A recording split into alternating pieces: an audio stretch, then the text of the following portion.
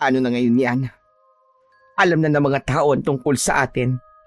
Baka kung ano ang gawin nila. Huwag kang mag-alala. Ako ang bahala sa inyo. Hindi ko kayo pababayaan. Saka, ayos pa naman ang sitwasyon natin eh. Puro lang alingas-ngas ang usapan dito sa baryo. Wala silang magagawa sa atin dahil wala silang ebidensya. Kahit na pa, nag-aalala pa rin ako. Eh kung lumipat na kaya tayo ng ibang lugar? Hindi, Fe. Dito muna tayo. Pero Ronald, gabi-gabi na lang, may dumadaan sa tapat ng bahay natin. Naririnig ko yung bulong nila. Palagi nila tayong minamanmanan. Hayaan mo sila. Hanggat wala silang nakikitang patunay, puro salita lang yan. Ganyan talaga ang mga tao. Mahilig sa chismis. Oo, pero parang iba na talaga eh. Alam mo ba kaninang bumili ako sa tindahan? May mga bata na takot sa akin tapos sumigaw ng aswang. Umiiwas sila sa akin na para bang natatakot. Fe, alam kong mahirap, pero kailangan nating maging matatag. Kapag tumakas tayo, mas lalo lang nila tayong pagbibintangan. Hindi tayo pinagbibintangan, Ronald. Kung hindi mo lang sana ipinagpilitan noon na biktimahin yung anak ni Mang Dado, eh di sana, hindi tayo mabubuking. Pasensya na kung di ako nakinig sa'yo. Natakam lang talaga ako sa sanggol eh. Ang bango-bango. Yan ang problema natin. Hindi mo makontrol ang katawan mo. Alam kong mali. Pero gutom na gutom ako noon. Akala ko wala makakakita sa akin eh.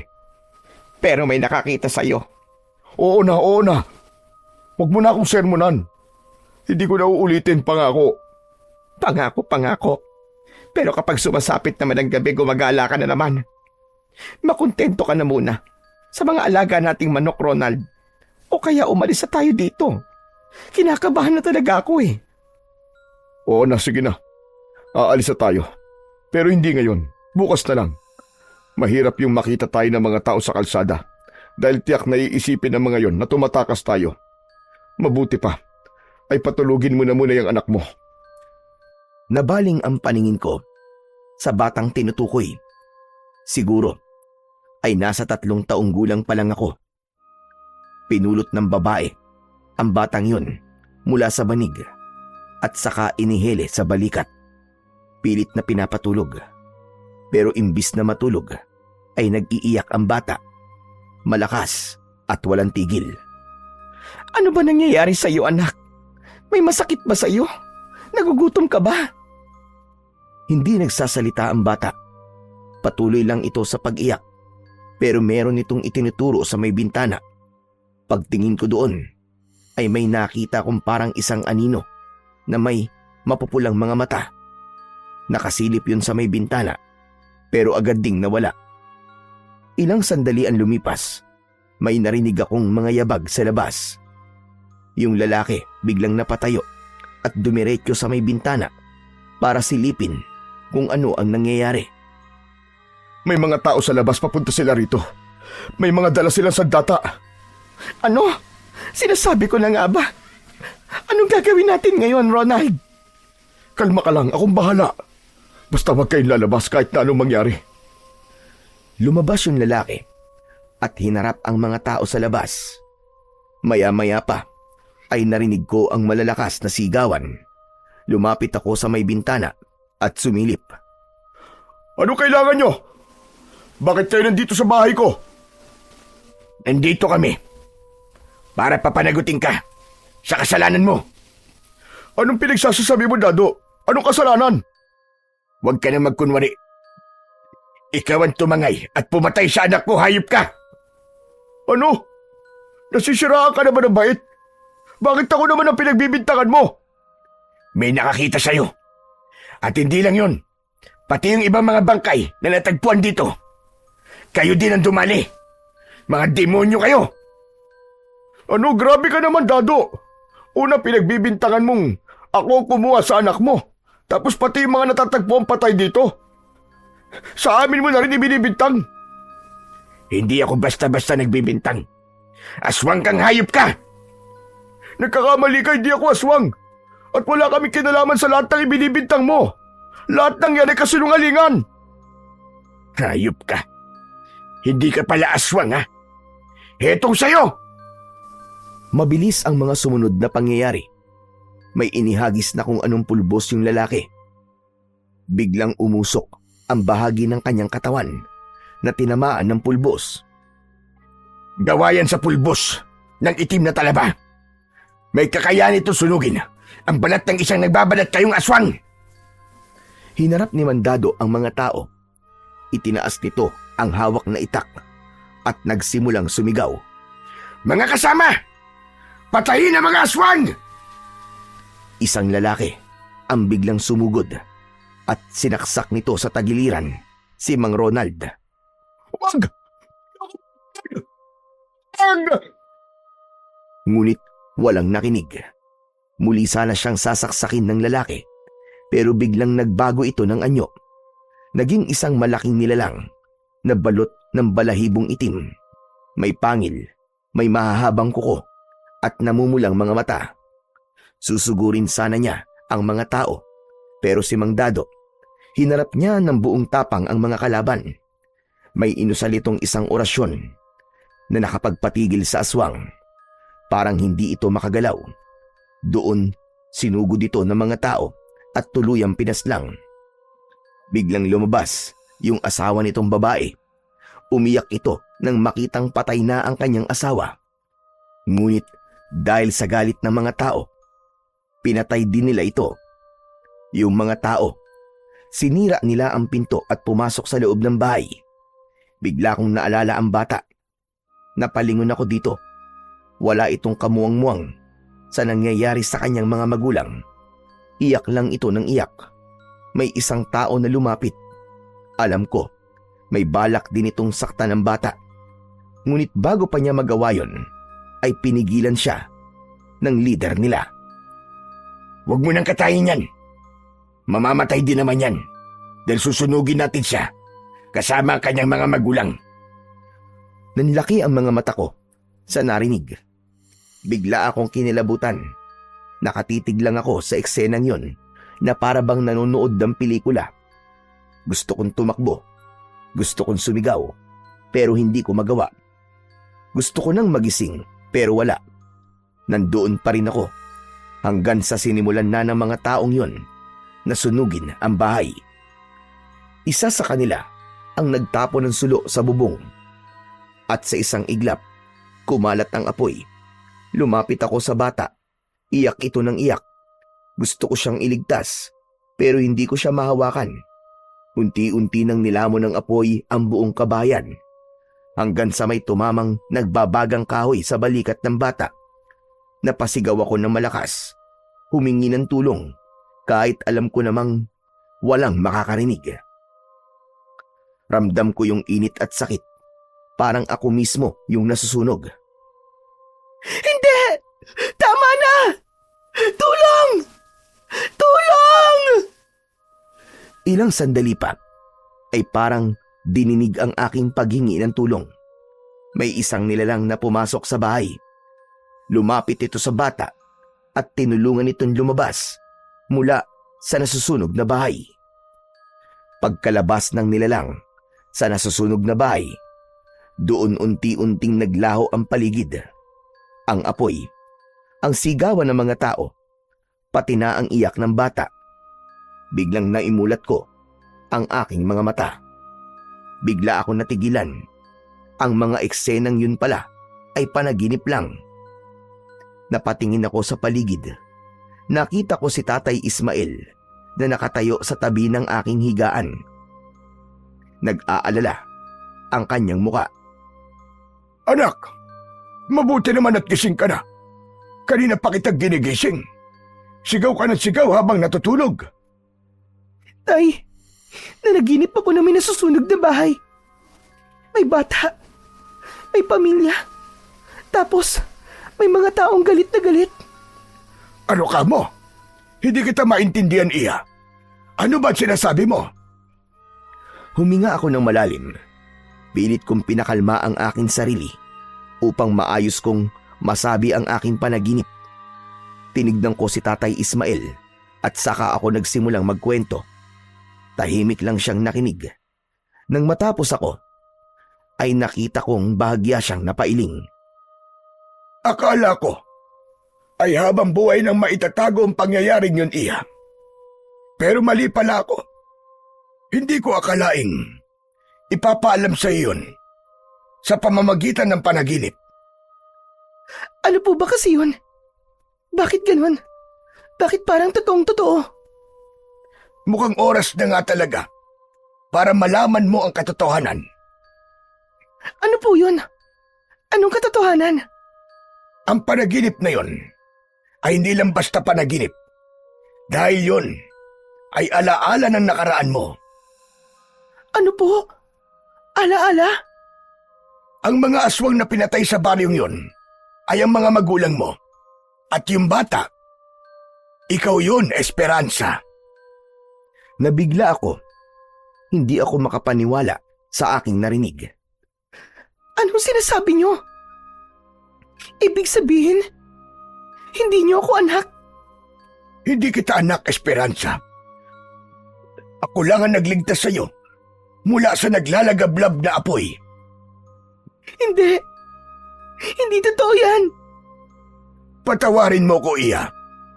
Kung itinago ko sa iyo ito sa loob ng halos 20 taon. Bakit niyo inilihim sa akin to? Bakit kayo nagsinungaling? Ayoko lang na masaktan ka. Ayoko mabuhay ka sa takot o galit. Gusto ko lang na maging normal ang buhay mo, Iya. Pero tatay naman, may karapatan ako malaman yon. Karapatan kong malaman kung sino talaga ako. Oo, alam ko. Masakit din sa akin na itago ito. Pero sa tuwing nakikita kitang masaya habang lumalaki, natatakot ako. Ayokong sirain yon, Esperanza. Natigilan ako. Tinignan ko siya. Seryoso ang kanyang muka. Pero parang may itinatago pa din. Ano po ba nangyari nun? Bakit sila pinatay? Totoo ba na mga aswang sila? Hindi sila mga aswang. Walang kasalanan sa kanila. Ang mga magulang mo. Ano? Hindi ko maintindihan eh. Ang sabi mo, bahagi ng nakaraan ko ang panaginip na yon. Tapos ngayon sasabihin mo na hindi sila aswang. Tay, nakita ko kung paano nagbago ang anyo ng tatay at nanay ko sa harap ng mga tao. Kaya nga sila pinatay eh. Tapos sasabihin mo hindi sila mga aswang. Hindi talaga sila aswang. Huwag mong paniwalaan lahat ng nakita mo sa panaginip mo. Iba ang panaginip sa realidad. Kung minsan, kung ano-anong imahe ang ipinapakita niyan dahil sa takot mo o kaya naman ay dahil sa trauma. Pero nakita ko mismo, nagibangan nyo nila. Naging parang halimaw. Paano nyo ipapaliwanag sa akin yun? Bata ka pa noon, Iya. Takot na takot ka. Umiiyak ka habang unti-unting natutupok ang bahay ninyo. Habang nagkakagulo ang mga tao. Posible talagang halo-halo na yung nakita mo. Halo-halo? Pero bakit ganun? Parang totoong-totoo. Makinig ka, anak. Hindi lahat ng naaalala natin mula sa trauma ay eksakto talagang nangyari. Minsan, gumagawa ng sariling kwento ang utak para punan yung mga bahagi na hindi natin nakita. Nakita mo lang siguro yung mga sinasabi ng mga tao at kung ano ang ginagawa nila habang sinasaktan ang mga magulang mo. Kaya naisip mo na nagbago sila ng anyo. Tay, sigurado ka ba? Oo, hindi sila mga aswang. Hindi sila mga halimaw. Pinatay sila dahil ang akala ng mga tao, mga aswang sila. Sa makatuwid napagbintangan lang sila. Ganon? Dahil lang sa maling bintang, kaya pinatay nila ang tatay at nanay ko? Tama ka, Esperanza. Pinatay sila ng ganon lang? Dahil sa maling akala? Pinatay sila dahil sa takot. Dahil sa kasinungalingan, wala silang awa. Kung may kakayahan nga lang ako na bumalik doon, gaganti talaga ako. Alam mo bang pati pamilya ko ay pinatay din nila? Parehas lang tayo, Esperanza. Nauna nilang pinatay ang asawa at mga anak ko dahil sa kaparehong dahilan din. Ang pagkakaiba lang, ako, ama sila ng hinala. Pero yung mga magulang mo, wala silang kasalanan. Anong ibig mong sabihin? Natama sila ng hinala. Alin? Isa kong aswang, Esperanza. Ano? Pero huwag kang matakot. Hindi kita sasaktan. Napayuko ako. Sinulyapan ko ang nanginginig kong mga kamay. Hindi ko alam kung matatakot ba ako o maiinis sa mga revelasyon niya tungkol sa akin, tungkol sa kanya, at sa mga nangyari noon. Nakita kong tumulo ang mga luha niya nang hindi siya tumitingin sa akin. Bakit niyo po ako iniligtas? At bakit mo ko inampon? Dahil ba sa awa? Hindi, Esperanza. Hindi lang yun dahil sa awa. Iniligtas kita dahil naisip ko ang mga anak ko. Wala ako nang pinatay sila. Hindi ko sila nailigtas. Kaya habang inilalabas kita sa nasusunog na bahay, ang nasa isip ko noon ay ang mga anak ko, ang inililigtas ko mula sa apoy. Sa pagkakataong yun, ay nakaramdam ako ng awa sa kanya. Nakita kong nanginginig siya habang umiiyak. Hindi ako nakapagsalita. Noong karga kita palabas ng bahay, pakiramdam ko noon, para bang sila ang hawak ko. Parang nabigyan ako ng isa pang pagkakataon para itama yung mga hindi ko nagawa noon. Kaya kita inampon. Kasi nung gabing yon, hindi lang buhay mo ang sinagip ko, kundi pati na yung natira sa konsensya ko. Tay, Pinalaki kitang tunay kong anak, Esperanza. Dahil sa'yo, nabawasan ang pangungulila ko sa aking mga anak. Huwag mo sana akong kamuhian, Esperanza, dahil sa hindi ko pagsasabi sa'yo ng katotohanan. Sana, huwag mo naman akong iwanan. hindi ko alam kung anong dapat kong maramdaman ngayon. Parang gulong-gulo ang utak ko. Naiintindihan ko, anak. Hindi madaling tanggapin to. Pero sana, ay huwag mo naman akong katakutan. Tay, hindi ako natatakot sa inyo. Sa katunayan nga, ay dapat pa ako magpasalamat dahil sa lahat ng mga nagawa niyo para sa akin. Salamat dahil binuhay niyo ako. Salamat, iniligtas niyo ako. Utang ko sa inyo ang lahat. Kaya lang, Kaya lang ano? Kaya lang ano, Esperanza? Tay, masakit po sa akin na malaman yung nangyari kina nanay at tatay. Gusto ko silang bigyan ng hustisya dahil pinatay sila dahil lang sa maling paratang. Hustisya para sa kanila. Nako, Iya. Yan din ang gusto kong gawin matagal na. Talaga ho? Eh bakit hindi niyo po ginawa? Ano kasi? Hindi po kayo makasagot, Tay. Bakit nga po? Hindi ko nagawang bigyan ng hustisya ang pamilya ko. Dahil hindi ganun kasimple yun, anak. Dahil kung halimaw ako, mas halimaw sila. Wala silang awa. Wala silang patawad. Sa madaling salita, naduwag ka. Siguro nga tama ka, anak. Duwag ako. Pero noon kasi, mag-isa lang ako. Wala akong kakampi. Kung sumugod ako na mag-isa, malamang wala na ako ngayon dito. Siguro patay na ako, tulad ng mga magulang mo. Yun lang ba? Natakot ka mamatay? Kung ganun, ay makasarili ka. Puro sarili mo lang ang iniisip mo. Hindi totoo yan, Esperanza. May dahilan kung bakit hindi ako nagiganti. At ikaw yun. Tumigil ako dahil natakot ako para sa'yo. Maliit ka pa noon. Wala kang kakayang mabuhay ng mag-isa, anak. Kaya kailangan kong huminto. Kailangan kong alagaan ka, anak. Naiintindihan ko na po. Pero tay, ngayon may kakampi ka na. Pwede na natin silang harapin. Pagbabayarin natin sila sa mga nagawa nilang kasalanan sa atin noon. Kung sino man silang mga demonyo sila. Yan ba talaga ang gusto mo?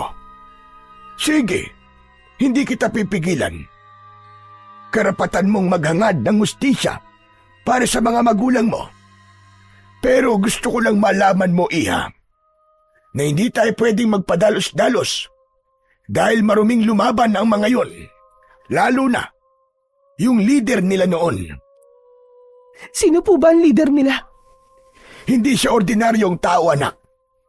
Siya yung tipo ng leader na kayang pagtakpan ng mga kasalanan niya gamit ang takot ng mga tao. Siya ang nagpakalat ng kwento na aswang ang mga magulang mo. At kahit alam niyang wala silang kasalanan, itinulak niya ang mga tao para silang gumawa ng maruming trabaho. Bakit niya ginawa yun? Ano ang pakay niya?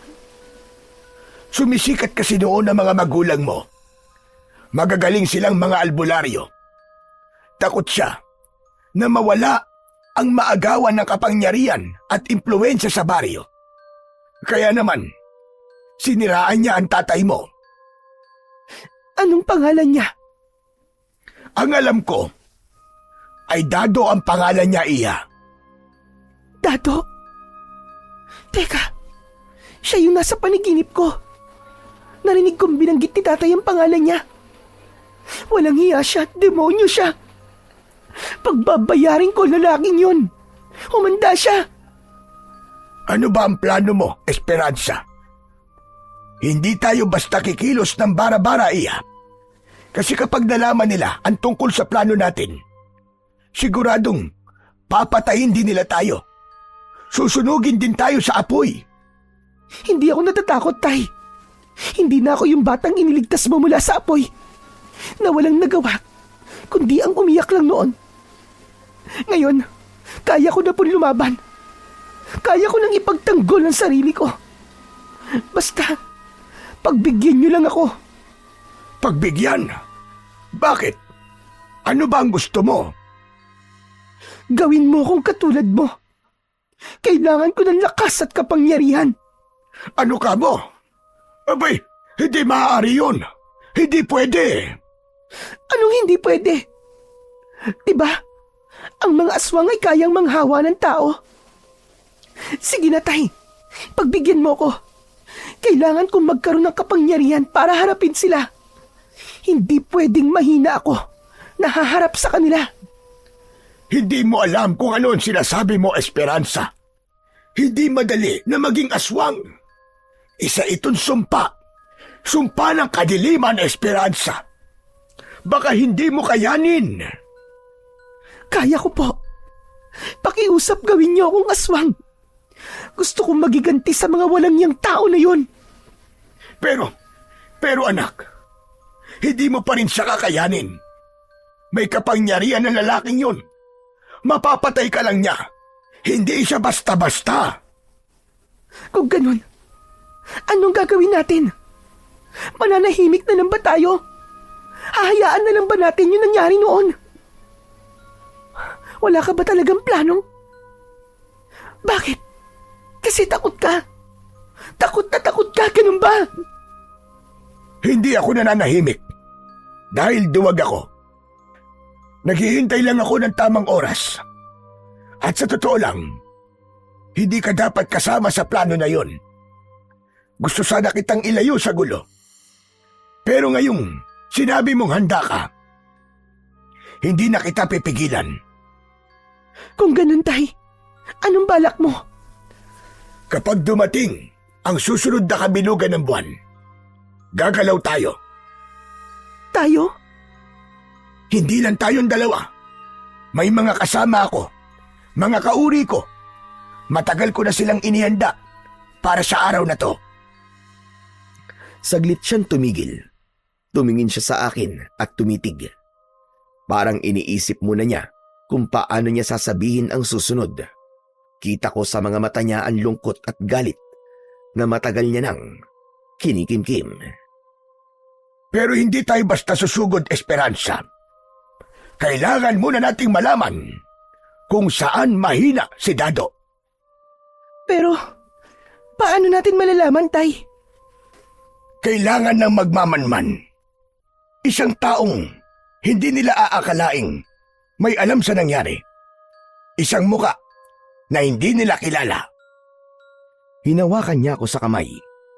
Pinisil niya ito ng madiin. Saka muling nagsalita. At ikaw yon, Esperanza. Kung talagang gusto mong tumulong sa amin, ikaw ang pumunta doon para magmanman at alamin kung ano ang kahinaan ng taong yon. Kapag alam na natin, saka tayo susugod, saka tayo lalaban. At kailangan mong malaman ito bago sumapit ang bilog na buwan. Sige ho. Tinatanggap ko, Tay. Gagawin ko yan. Sabihin niyo lang sa akin kung ano ang kailangan kong gawin. Sige. Ilang araw simula ngayon ay magaganap ang piyesta sa kanilang lugar. Maaari kang magpanggap na tindera para makapasok sa baryo nang hindi sila naghihinala. Tindera? Ano naman pong ibibenta ko? Maraming mga bagong sisiw sa manuka natin, anak. Pwede natin yung kulayan at ibenta mo sa mga bata. Ano po?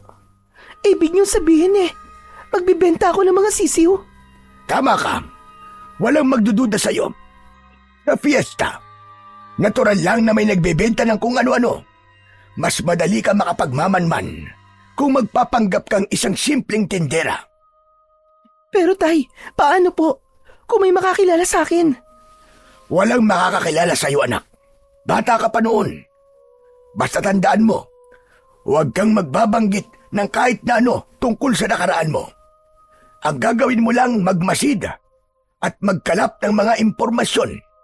Kabisaduhin mo ang kilos ng mga tao doon. Sige po, gagawin ko po yan, Tay. Basta, pag nandoon ka na, umusta ka lang na ordinaryong tindera. At wag na wag kang magtitiwala kahit kanino. Naiintindihan mo ba? Opo, naiintindihan ko po. Isa pa nga pala, kapag may napansin kang kakaiba, kahit gaano kaliit, umuwi ka kagad. Huwag mong ipipilit kung delikado. At kapag may nagdududa sa'yo, kahit konti, bumalik ka na kagad dito sa atin. Huwag mong hahayaang mahuli ka nila. At huwag mong hahayaan na malaman nila ang plano naming pagsalakay. Ayokong may mangyaring masama sa'yo, anak. Opo, Tay, pangako. Tatandaan ko po lahat ng bilin nyo. At asahan nyo, magtatagumpay ako sa misyong ito. Mabuti kung ganon. Bukas, aayusin ko na ang mga sisiw para handa na tayo sa mga susunod na araw. Sige na, anak. Pahinga ka na ulit. Mahaba pa ang gabi. Tumayo si Tatay Ismael. Tapos, dahan-dahan niyang hinaplos ang aking ulo. Ganun siya kapag pinapakalma ko. Kapag takot o galit ako nung bata ako. Tumingin lang ako sa kanya. Hindi makapagsalita. Paglabas niya ng kwarto ko, doon ko naramdaman yung kirot at sakit. Ang daming tumatakbo sa isip ko. Madaming mga tanong na hindi malinaw ang sagot. Hindi agad ako nakatulog ng gabing yon. Nakatingin lang ako sa kisame. Sinusubukang ayusin sa utak ko yung mga pira-pirasong katotohanang ibinato niya kanina. Sinubukan kong ipikit ang aking mga mata. Pero habang nakapikit ako, parang nakikita ko ulit yung napanaginipan ko. Parang naririnig ko ulit yung pagmamakaawa ng nanay ko. Yung pag-iyak niya hanggang sa malagutan siya ng hininga. Masakit sa loob. Lalo pat nalaman ko kay Tatay Ismael na inosente naman pala talaga sila. Galit ako sa naging panghuhusga ng mga tao. Wala silang awa. Pinatay nila ang mga magulang ko na walang kalaban-laban. Ilang sandali pa, Bumigat na din ang mga mata ko. Dala ko ang bigat at sakit hanggang sa nakatulog ako ulit. Samantala ilang araw ang lumipas, naigayak na lahat ni Tatay Ismael ang lahat ng mga kailangan ko. Marami siyang pinabaon sa akin ng mga sisiw. Lahat sila nakulayan ng iba't ibang kulay. Nakaayos sila sa isang kahong gawa sa kawayan. May maliliit na butas para makahinga. May kasama ring maliliit na kulungan na gawa din sa kawayan para kung sakaling may bumili ay may mapaglalagyan ako ng mga sisiw. Anak, mga bata ang targetin mong pagbentan. At sa mga bata ka din magtanong. Sa kanila ka kumuha ng mga impormasyon tungkol sa taong hinahanap natin. Hindi magdududa sa iyo ang mga yon. Mas madali mo silang mauuto. Nang handa na ang lahat, umalis na ako ng bahay. Medyo kinakabahan ako nang sumakay ako ng tricycle. Pilit kong pinapakalma ang sarili ko. Ilang sandali pa ay nakarating na ako sa baryo. Sa bungad pa lang ay makikita ang mga makukulay na banderitas. Malalakas din ang tugtugan. Totoo ang sabi ni Tatay. Fiesta nga. Maraming tao. Marami ring mga nagtitinda ng kung ano-ano. Bumaba ako sa may plaza. Naghanap ako ng magandang lugar para doon pumwesto. Doon ako sa may tabi ng basketball court. Ate, magkano po yung mga sisiw? Nagulat ako nang biglang may nagsalita sa tabi ko. Paglingon ko ay nakita ko ang isang bata. Sinisilip niya yung mga sisiw sa kahon. Ano? Wala akong masabing presyo. Nakalimutan ko palang tanungin sa tatay ko kung magkano ko ibibenta ang mga sisiw. Wala talaga akong ideya. Ate! 5 piso. Oo. 5 ang isa. Grabe, ang mahal naman yan, ate. Sa kabila, 2 lang yan eh. Ano? Anong 2? Hoy, lugi naman ako dun, no? Sus, paanong lugi? Di naman totoong colored yung mga manok na yan. Kinulayan mo lang yan eh. Pa-epek mo lang sa mga bata. Para bumili. Mandaraya ka. Uy, grabe ka naman. Pero, ano namang masama kung kinukulayan sila, di ba? Para cute. Saka, hindi ako nandadaya, no? Sus, hindi daw ng daraya. Bakit yung binili ko nung 1 taon, ilang araw lang, naging dilaw. Tapos nung lumaki, hindi naman pink.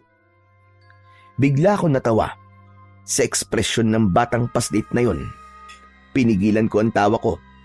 Ang seryoso kasi ng mukha niya. Na para bang ako ang may kasalanan kung bakit lumaking hindi pink ang alaga niyang manok. Ano ka ba? Natural lang yun, no? Pag lumalaki na mga hayop, nagbabago din. Parang sa tao. Di ba? Nagbabago din naman ang katawan at minsan, pati nga itsure. Nagbabago kapag malaki na. Kaya yung manok mo, hindi talaga forever na parang cotton candy yun. Bakit hindi nyo sinasabi kagad? Akala ko talaga magiging pink yung manok na yun paglaki. Pinagyabang ko pa naman sa mga kalaro ko. Napahiya tuloy ako. Talaga? Bakit mo naman kasi inaasahan na pink yung manok mo? Wala namang ganun sa mundo ah. Bakit ibinibenta nyo pink? Tapos may blue at orange pa nga eh. Para maging cute nga. Alam mo ba yung cute? Basta ate, mandaraya pa rin kayo. Nanluloko kayo ng mga tao. Naku, masama yan. Natahimik ako sa sinabi ng bata. Napatitig ako sa kanya. Tapos sa mga sisiw. Tama siya. Masakit mang aminin. Pero tama. Nandito ako sa baryo para manloko rin ng tao. Yun ang totoong pakay ko. Ilang sandali pa, nakaisip din ako ng isasagot sa kanya. Hoy, hindi yung pandaraya. Teknik ang tawag doon para makabenta. Iba ang pandaraya, no? Teknik. Magpinsan din yun eh. Napabuntong hininga ako. Dahil sa kakulitan niya, naisip kong buksan na lang ang kahon. Sige na nga, pumili ka na nga lang ng isa. Ibebenta ko sa'yo ng 2. Basta, huwag ka nalang maingay sa mga kapwa mo bata Kasi 5 talaga ang benta ko sa mga yan.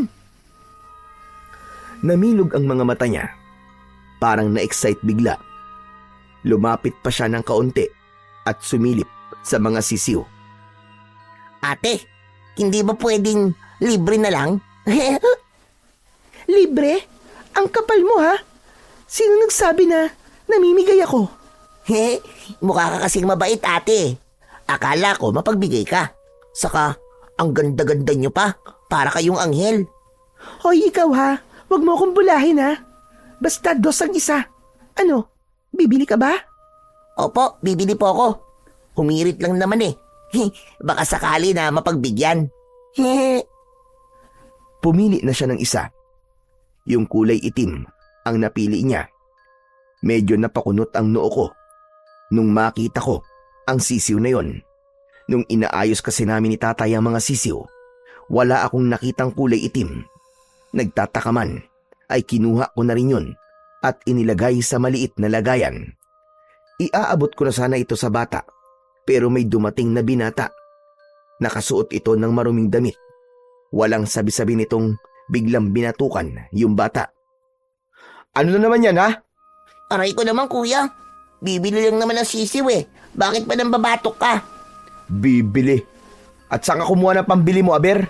Wala ka naman pera. May pambili naman ako Ito na nga ibibigay ko na yung bayad ko kay Miss Ganda. Talaga? Biglang napatingin sa akin yung binata. Tapos ay bigla siyang natahimik. Nakita ko ang sandali niyang pagkatulala na para bang hindi niya inaasahan ang nakita niya. Medyo nag-adjust pa siya ng tayo. Parang nahiya sa itsura niyang dugyot. At doon ko lang napansin, nagwapo siya. Yung tipong kahit madungis at pawisan, may dating pa rin. Medyo inayos pa niya ang magulong buhok bago nagsalita. Hello. Magandang araw, miss. Magandang araw din po. Naku, wag mo na akong pinupo. Bata pa ako, no? Baka nga halos magkaedad lang tayong dalawa Pwede nga. Mukhang gusto mong diskartehan si ate Hey, manahimik ka nga dyan. Mamaya kutusan kita Naku, miss, pasensya ka na dito sa kapatid ko Medyo may pagkasintu-sintuto Kinulit ka ba nito? Magkano niya binibili yung mga sisiw mo? Tinawaran niya ng 2. Naku, sinasabi ko na nga, be. Ikaw pati tong si Miss Ganda. Hindi mo pinatawad sa modus mong bata ka Anong ibig mo sabihin? Paano kanya napapayag? Na 2 lang ang ibayad sa'yo kapalit ng sisiw. 10 pa nga yan sa kabila 10? Oo. Bakit? Magkano ba benta mo? Natahimik ako. Hindi ko akalaing mauuto ako ng isang batang paslit. Napatingin ako sa kanya. Agad naman siyang ngumisi. Pagkatapos, biglang hinablot sa kamay ko ang sisiw na nasa lalagyan. Hinarap ko ang binata. Kapatid mo yun, di ba? Oo. Hindi pa kasi bayad yung kinuha niya Ikaw ang magbayad nun. Walang problema, miss. Hetong 10. Nako, 5 lang ang sabi ko sa kanya. Hindi, okay lang. Sige, kunin mo na yan. 10 talaga ang presyo niyan. Baka malugi ka. Inabot ko ang pera sa binata. Pero pagdampi niya sa palad ko, parang biglang may naramdaman akong kuryente. Napasinghap ako ng bagya. Sobrang weird sa pakiramdam. Nagkatinginan kami. Agad akong bumawi at nagkunwaring nagulat lang. Uy, okay ka lang ba, miss? Oo naman. Sure ka? Oo. Tumango ako at di na sumagot. Nakita kong nakakunot ang noo niya. Ngayon ka lang napadpad dito sa amin, Anong pangalan mo? Ako si Esperanza. Esperanza? Wow, ang ganda naman ng pangalan mo. Bagay sa'yo. Bigla kong iniiwas ang tingin ko sa kanya. Nagkunwari akong inayos ang mga sisiw kahit maayos naman sila. Hindi ko alam kung bakit, pero ramdam ko ang biglang pag-init ng pisngi ko. Iniiwas ko yung mukha ko. Hindi naman ako madaling kiligin, pero ewan ko ba. Siguro, hindi lang ako sanay na kinakausap ako ng ibang lalaki, maliban sa tatay ko. Sige na, baka hinihintay ka na ng kapatid mo. Hindi ako hihintay nun. May sariling mundo yun eh.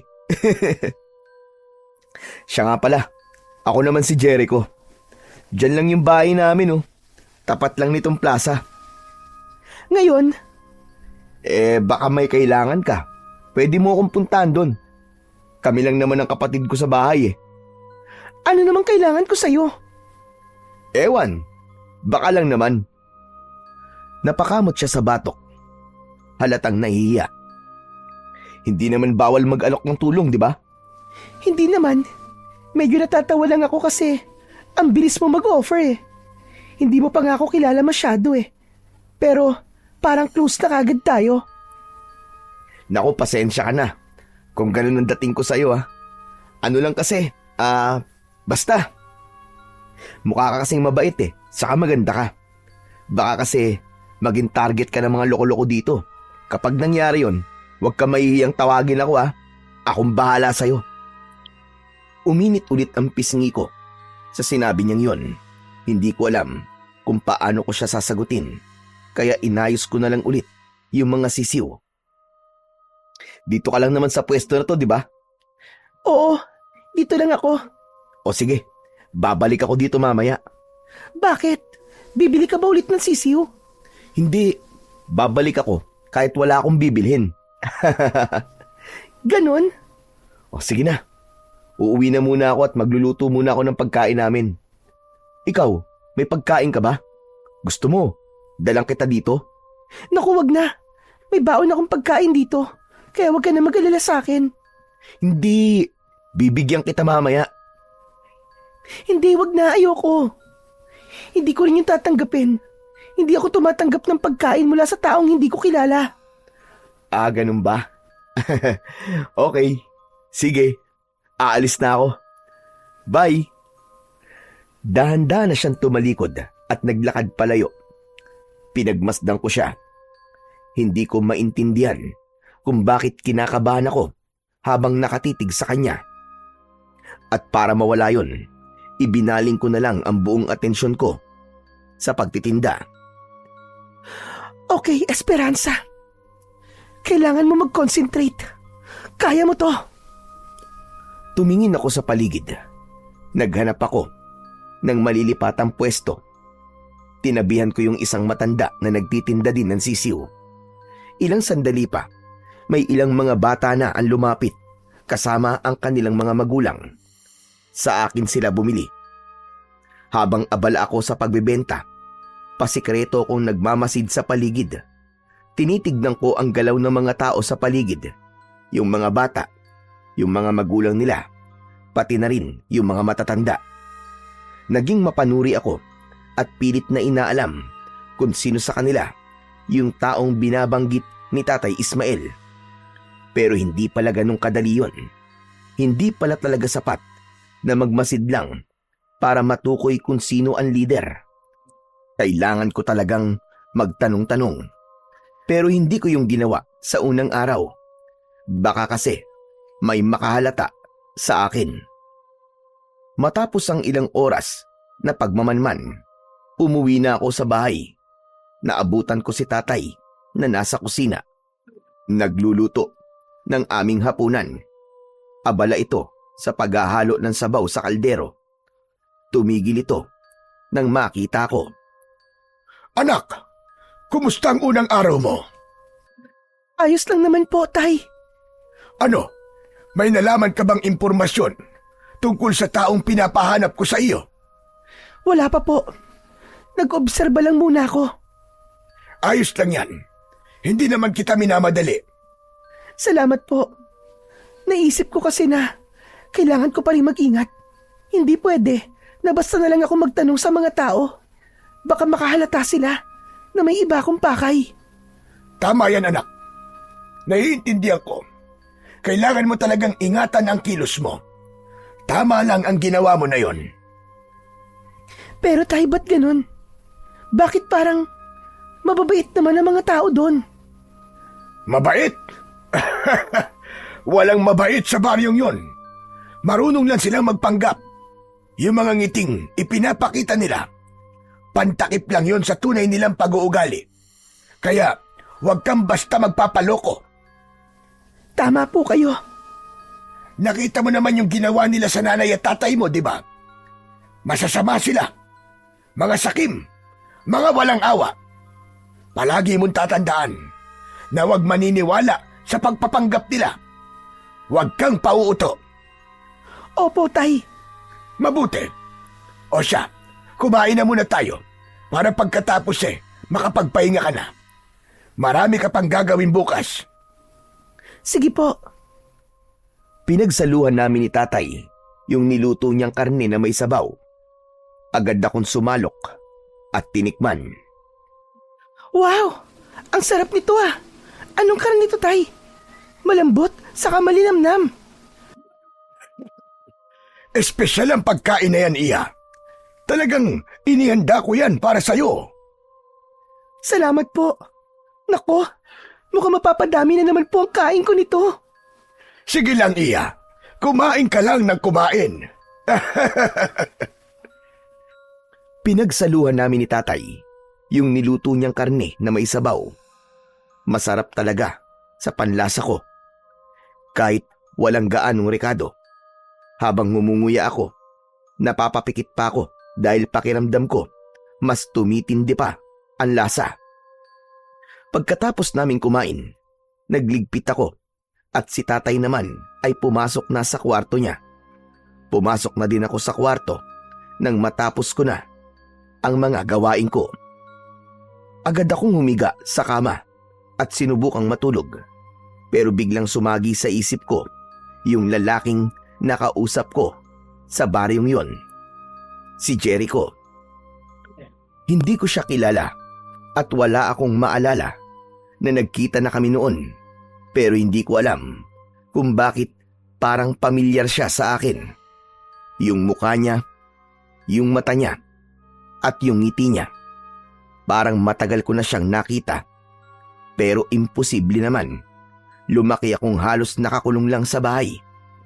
Ang alam ko lang na lugar ay ang school at bahay namin ni Tatay Ismael. Ano ba to? Nakaka-bad trip naman. Pinikit ko ang mga mata ko. Pero kahit na anong gawin ko, sumisingit sa isip ko ang mukha niya. Sa bandang huli, napagod din ang isip ko. At ilang sandali ang nakalipas, dinalaw na din ako ng antok. Samantala, pagmulat ko kinabukasan, may marahang yumugyog sa balikat ko. Anak! Anak, gising na! Nakahanda na mga dadalhin mo sa baryo. Mag-ayos ka na para maihatid na kita ng maaga sa sasakyan. Sige po, tay. Paglabas ko sa kubo, nakita ko kagad yung dalawang malalaking kahon sa mesa. Narinig ko ang maihinang huni ng mga sisiw. Nilagay ko na ang mga sisiw. Ayos na mga yan. Nakulayan na rin sila. Saan po kayo kumuha ng madaming sisiw, tay? Yung iba dyan, mga alaga ko pa rin. Pero may ilan dyan na binili ko sa kaibigan ko.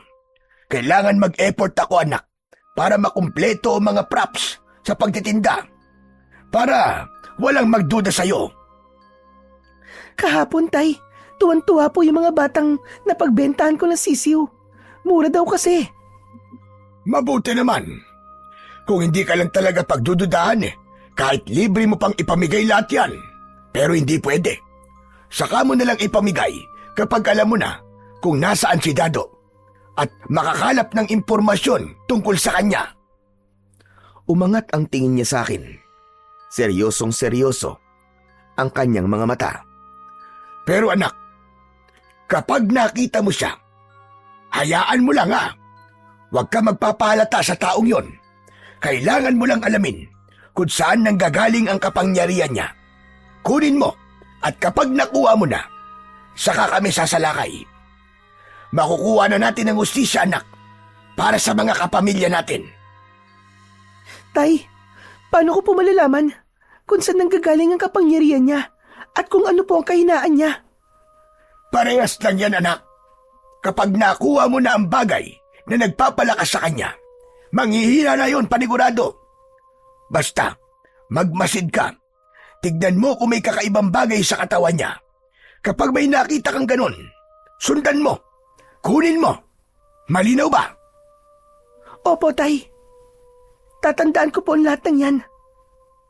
Samantala, nang matapos lahat ng mga dapat kong gawin, ay naghanda na ako sa pag-alis. At pagkalipas nga lang ng ilang oras, ay narating ko na muli ang baryo. Medyo maaga pa, pero may ilang tindera na ang nakapwesto. Naghanap ako ng ibang lugar kasi yung pinuwestuhan ko kahapon ay may iba nang naroon. Wala akong makitang magandang lugar, maliban sa lilim ng isang malaking puno na nasa harap mismo ng bahay ni Jericho. Wala akong choice, kaya doon na lang ako pumwesto. Doon ko inayos ang mga kahon, pati na ang ibang gamit ko. Hindi pa ako tapos, ay agad nang nagsilapitan ang mga bata sa akin at nag-uunahan na silang bumili. 3 sa mga batang yon ay nakabili sa akin ng itim na sisiw. Seryoso ba talaga si tatay sa paglalagay ng mga itim na sisiw sa paninda ko? Ay nako, mabuti na lang at may ilang bata na gusto ng itim. Samantala, ilang sandali ang lumipas. May batang dumaan sa harap ko. Nang makita niya ako, agad siyang tumigil sa harap ko at kinausap ako. Uy ate, dito ka pala nagtinda? Oo. Wala na kasi ako mapwesto doon eh. At meron ng katabi yung matandang tindera. Naunahan ako. Naunahan? Nako, talagang inunahan ka doon ate. Alam mo ba, narinig ko kanina? Nag-uusap-usap sila. Yung nakapwesto ngayon doon, tinawag nung matandang nagtitinda din ng sisiw. Ayaw ka daw niyang katabi kasi di na daw siya nakabenta eh. Lugi daw siya sa'yo. Ha? Sinabi niya yun? Pero wala naman akong ginagawang masama sa kanya. Nagtitinda lang naman ako. Ewan ko ba doon sa matandang yon? Alam mo ba, nagalit na galit siya? Ha? At bakit naman siya magagalit sa akin? Pare-parehas lang naman kaming nakikiamot ng lupang mapipwestuhan na. Yun na nga eh. Pero gets ko naman kung bakit matumal ang benta niya eh. Ang mahal-mahal kasi ng sisiw niya. Kaya nga, tapos ako ang sisisihin niya. Pero di bale, hayaan na natin. Bahala siya. Matapos naming pag-usapan ang matandang tindera ng sisiw, nakita kong sumilip sa kahon si Buknoy. Tapos ay tumingin siya sa akin. Tapos ay napabuga siya ng hangin. Hay, salamat. May itim na sisiw. Bakit? Pagbilan mo nga ako ulit, ate. Ano? Gusto mo pa ng isa? Hindi ba't nakakuha ka na sa akin ng isa kahapon? Opo. Kaya lang, yung sisiw ko patay na. Ha? Bakit naman namatay? Si kuya po kasi, galit na galit kagabi. Pinatay niya yung sisiw ko. At sa sisiw niya binaling ang galit niya? Ang totoo niyan, ate. Sa akin siya galit. Wala na daw po kasi akong nagagawang trabaho. Puro na lang daw po yung sisiw ang inatupag ko, kaya ayun. Bigla niyang inagaw sa akin yung sisiw at inilagay sa apoy. Grabe naman yun. Kasalanan ko naman po eh. Anong kasalanan mo? Hindi Mali yung ginawa ng kuya mo. Kung galit siya, dapat hindi niya dinama yung sisiw. Ano bang laban nun sa kanya? Pero ate, sabi ni kuya, kailangan daw talaga niyang gawin yon. Hindi ako sasang-ayon doon. Pagmamalabis sa hayop ang ginawa niya. At hindi yung katanggap-tanggap. Pero ate, alam ko nalungkot ka ng sobra sa ginawa ng kapatid mo. Pero hayaan mo, bibigyan na lang kita ulit ng bago. Pero ate, wala na akong pera eh. Okay lang. Libre ko na to sa'yo. O hayan, kunin mo na. Basta promise mo ha. Aalagaan mo na yung mabuti ha. Salamat ate. Pangako, aalagaan ko na to mabuti. Hindi lang yan ang dapat mong gawin. Dapat sa susunod, maging masipag ka. Tulungan mo ang kuya mo sa mga gawain sa bahay. Para kapag inaway ka niya ulit at pinatay ulit niya yung sisiw, sabihin mo sa akin kagad ha. Ako ang kakausap sa kanya. Aawayin ko talaga siya. Bigla siyang tumingin sa paligid. Tila sinisigurado niya na walang makakarinig. Ate, huwag mong lakasan ang boses mo, baka mamaya marinig niya tayo. Ha? Bakit? Hindi mo kilala si kuya kapag nagagalit. Nakakatakot yun. Talaga? Bakit? Adik ba kuya mo? Basta mahirap ipaliwanag ate. Ganun ba? O sige, hayaan mo na. Itatago ko na lang tong sisiw sa likod ng bahay para hindi makita ni kuya. Napatingin ako kay Buknoy.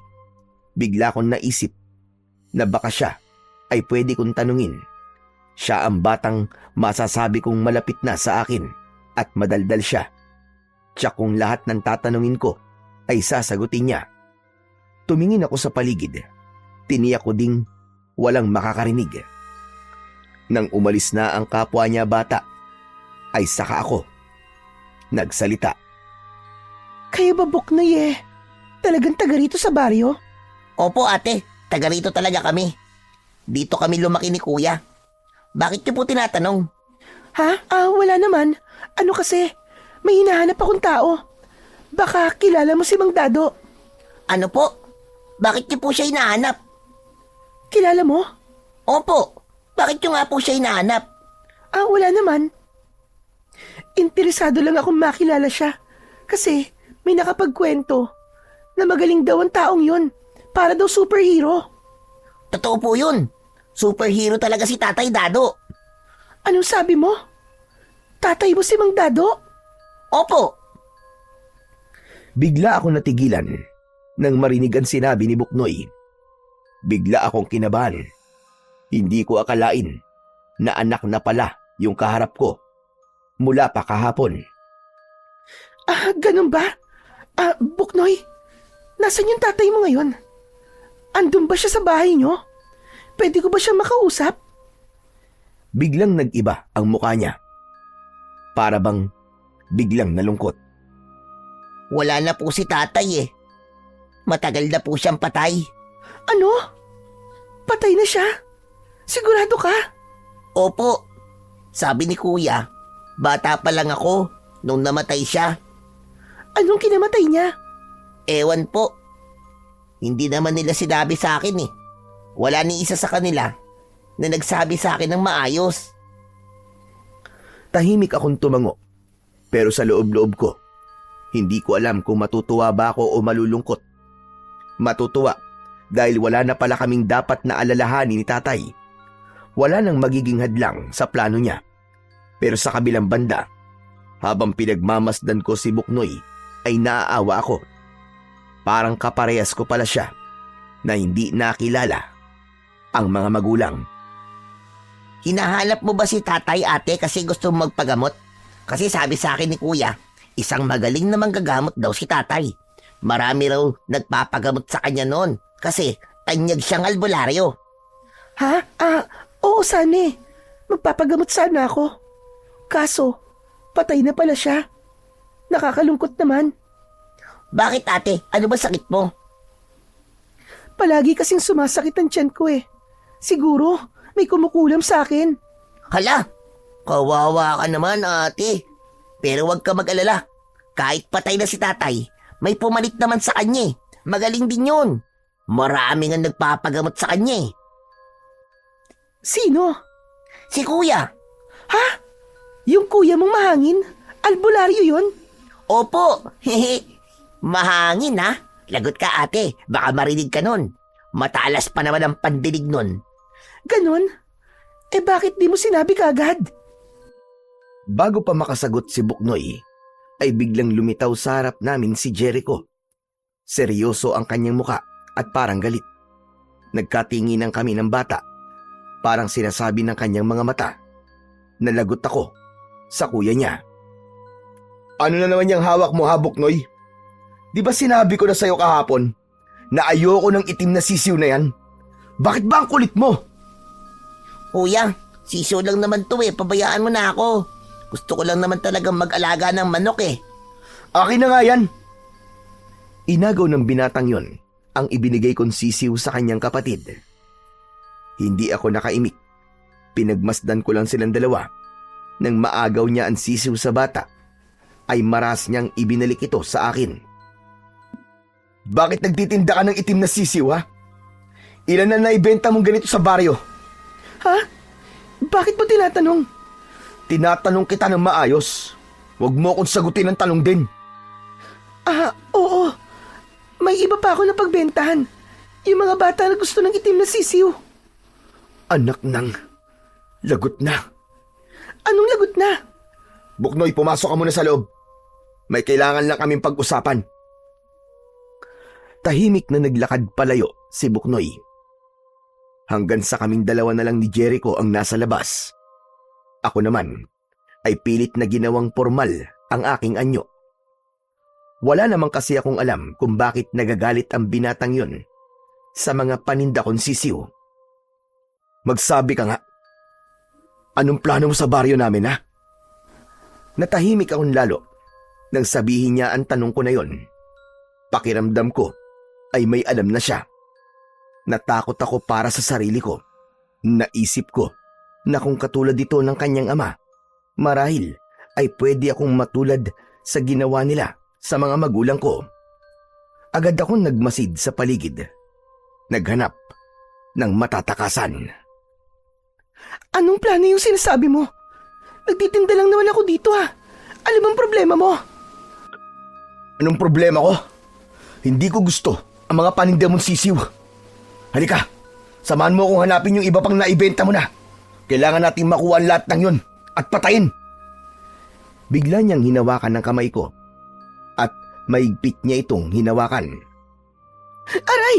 Teka nga, nasasaktan ako. Ano ba? Bitiwan mo nga ako! Tumingin siya sa akin. Mas naging seryoso ang kanyang muka. Matalim na din ang kanyang mga tingin. Pero hindi ako magpapatalo. Ano ba? Sinabi ng bitiwan mo ako Hindi kita bibitawan hanggat hindi natin nakukuha lahat ng mga itim na sisiw. Halika! Samahan mo ako! Ano ngayon? Kung hindi mo gusto ang mga paninda ko, bakit mo ba ako kinakaladkad? Kung hindi ka sasama sa akin, sasabihin ko sa mga tao at kay Kapitan na huwag ka nang payagang magbenta dito sa baryo namin. At bakit naman? Ano ba kasi problema mo sa mga sisiw ko? Hindi mo alam? Siyempre hindi. Ano ba dapat ko malaman, ha? Sisiw lang naman ang mga yon. Magaling. Mahusay kang umarte, ha? Kunwari wala kang alam, pero may masama na palang binabalak sa amin. Buking na kita, kaya itigil mo na. Hindi ka magtatagumpay hanggat buhay ako. Teka, ano ba sinasabi mo? Nababaliw ka na ba? O baka naman nagdodroga ka? Hindi ko alam kung anong mas nakakainis ng mga sandaling yon. Kung yung pagkakahawak niya ba sa braso ko o yung kapal ng mukha niyang kaladkarin ako na para bang isa akong kriminal. Ano ba? Bitiwan mo ko! Nasasaktan ako, hayop ka! Pero lalo lang niyang hinigpitan ang hawak niya sa akin. Tumahimik ka na lang! Sisigaw ako dito! Walang tutulong sa'yo, maniwala ka sa akin. Hindi ko mapigilang mapalunok. O sige, hindi ako sisigaw. Pero sabihin mo muna sa akin kung ano ang problema mo sa mga sisiw ko. Huwag ka nga magpanggap. Buking ka na nga eh. Bigla akong kinilabutan nang titigan niya ako muli. Natigilan ako. Hindi na ako nakatanggi nang hinila niya ako palayo sa pwesto ko. Naglakad kaming dalawa. Yung mga tao, nakatingin lang sila sa amin. Ni walang pumipigil o nagtatanong. Doon ko napagtanto na tama siya nang sabihin niyang walang tutulong sa akin kahit na humingi pa ako ng tulong. Jericho, ano ba? Saan mo ba ako dadalhin? Bakit walang mga bahay dito? Bitiwan mo nga ako! Pero para lang akong kumausap sa hangin. Ilang sandali pa ay papunta na kami sa bukid. At sa dulo ng daan ay may nakita akong isang kubo. Doon kami pumunta. Ano ba? Hindi na nakakatuwa to, ha? Pero mas lalo lang niya akong hinila. Tapos, nang makapasok kami, ay bigla niya akong itinulak sa loob. Napaluhod ako sa maruming sahig. Ano ba talagang problema mo, ha? Bakit mo ba ginagawa to? Muli, hindi siya sumagot. Isinara niya ang pintuan ng kubo, tapos tinigdan ako. Kinilabutan ako. Naisip ko na walang gagawing maganda ang lalaking yun sa akin. Natakot ako para sa sarili kong buhay. Sumagot ka naman, oh. Ano bang balak mo? Bakit mo ba akong dinala dito? Ano? Gagasain mo ba ako? Yun ba ang gusto mo? Ano? Gagasain? Ano ka, Gold? Hindi ako pumapatol sa mga aswang na kagaya mo, no? Ano? Ako? Aswang? Nagpapatawa ka ba? Itigil mo na nga yung drama mo. Alam ko na. Bukayo ka na. Alam ko na ang plano mo. At alam ko na kung ano ka. Hoy, lalaki! Ano bang pinagsasasabi mo dyan? Wala akong alam sa sinasabi mo. At hindi ako aswang. Tanga! Hindi ka marunong umarte. Alam ko na. Yung mga galaw mo, yung mga paninda mo, lalo na yung itim na sisiw na yun. Huwag mo akong lokohin. Alam ko kung para saan yun. Para saan ba, ha? Ano ba kasing trip mo? Nagbibenta lang naman ako, ha? Yun lang. Hindi ka nagbebenta lang. Nanghahawa ka eh. Isa kang aswang na naghahanap ng bibiktimahin. At yung mga sisiw na yun, yan ang gamit yung mga kagaya mo para unti-unting gawing aswang ang mga tao dito. Nanuyo ang lalamunan ko. Hindi ko alam kung paano ko sasagutin ang ganun kabaliw na akusasyon. Alam mo, pati ako nababaliw na sa'yo. Kung ano-anong sinasabi mo. Saka hindi ako aswang. Excuse me. Hindi mo ako mauuto. Kaya kita dinala dito ay para hindi ka na makapagkalat pa ng lagim sa baryo namin. Dito ka lang hanggang sa bumilog ang buwan. Hindi ka makakaalis dito. Ano? Ikukulong mo ako dito?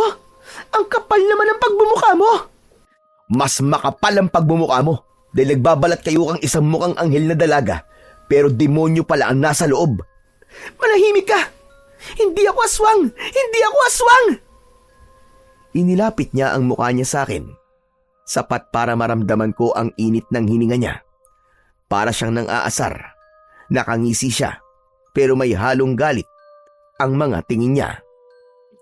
Tulad ng sinabi ko sa'yo, dito ka muna dahil delikado ka.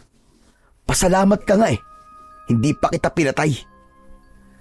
Inabot niya yung tali sa itaas ng pintuan. Bigla akong napaatras. Teka lang, huwag mong gawin yan. Nakikiusap ako sa'yo. Wag, maawa ka. At bakit hindi ko gagawin, Aber? Ito ang makakabuti para sa mga tao at para na rin sa'yo. Paano makakabuti sa akin yan? Wala kang karapatan na itali akong parang aso. Walang hiya ka. Hindi ako aswang. Wala kang pruweba. Wala kang alam. Muli siyang ngumisi na para bang mas marami siyang alam na hindi ko alam tungkol sa sarili ko. Ha! Gusto mo ng ebidensya? Lumayo siya sa akin. Tapos ay dahan-dahan niyang itinaas ang laylayan ng suot niyang t-shirt.